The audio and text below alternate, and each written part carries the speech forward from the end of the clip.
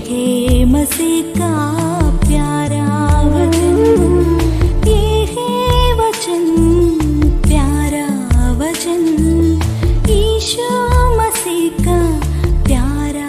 परमेश्वर के धन्य नाम की महिमा हो। प्रभात मनन के सत्र 1779 में आप सभी का बहुत ही विनम्रता के साथ स्वागत करता हूँ। आइए आज के मनन के लिए हम पढ़ते हैं इब्रानी अध्याय 2 पद 10। क्योंकि जिसके लिए सब कुछ है और जिसके द्वारा सब कुछ है, उसे यही अच्छा लगा कि जब वह बहुत से पुत्रों को महिमा में पहुंचाए तो उनके उद्धार के कर्ता को दुख उठाने के द्वारा सिद्ध करे। इस बात को हम कई बार वचन से देख चुके हैं कि प्रभु यीशु मसीह ईश्वरीयता में द्वितीय व्यक्तित्व पुत्र है, जो प्रथम व्यक्तित्व पिता के द्वारा की जाने वाली सभी योजनाओं को लागू करता है। जो कुछ भी इस संसार में परमेश्वर के द्वारा लागू किया जाता है, उन सभी योजनाएं परमेश्वर की लक्ष्य प्राप्ति के लिए है और यीशु मसीह के द्वारा ही उन सभी बातों का लागूकरण संसार में होता है। सभी सृष्टियों का जो दृश्य है और अदृश्य है, सबका आधार प्रभु यीशु मसीह है। यूहन्ना अध्याय 1 पद 3, कुलोसी अध्याय 1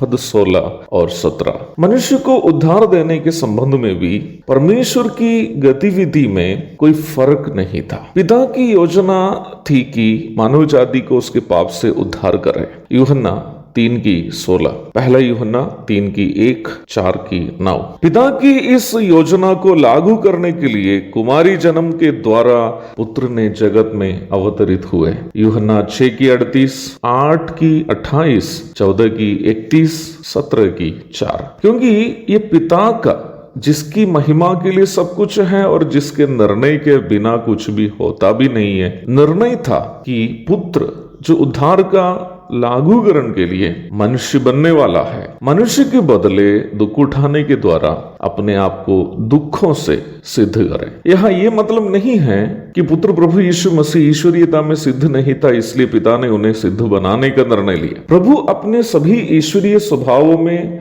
सिद्ध था, सिद्ध हैं और सिद्ध रहेंगे भी। ईश्वरत्व की सारी परिपूर्णता उनमें तो सदैव वास करती है। कुलोसी 2 की 9। इसलिए उनको अपने ईश्वरीयता किसी के सामने प्रमाणित करने की अनिवार्यता नहीं थी, परंतु यहाँ मनुष्य के रूप में मनुष्यों के लिए दुखों से सिद्ध होने की बात बताई गई है। वो स्वयं ईश्वरीयता का हिस्सा होने के कारण उनको कभी भी दुख उठाने की आवश्यकता नहीं थी, परंतु पिता परमेश्वर की मनुष्य जाति को उद्धार देने की योजना को अंजाम देने के उद्देश्य से उन्होंने परमेश्वर के स्वरूप में अर्थात परमेश्वर के सभी स्थायी एवं नैतिक स्वभावों के सिद्धता में रहना अपना वश में रखने की वस्तु ना समझा। फिलिपी 2 की 6। यदि प्रभु अपने ईश्वरीय स्थायी स्वभावों के स्तर से नीचे उतरने का फैसला नहीं करते तो मनुष्य उन पर कुछ भी नहीं कर पाते। उनकी आवाज के भी सामने शक्तिशाली रोमी सैनिकगण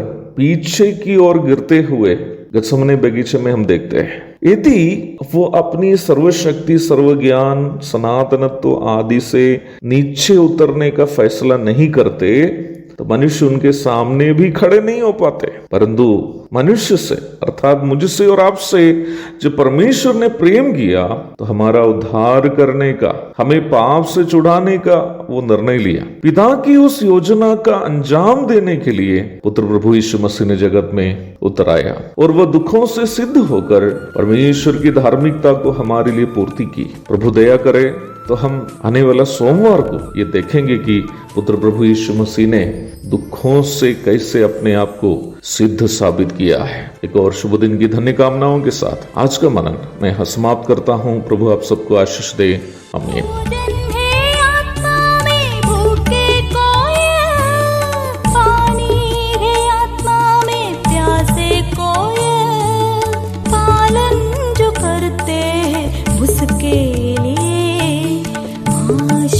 पाने का साधन है ये है वचन, प्यारा वचन, ईशु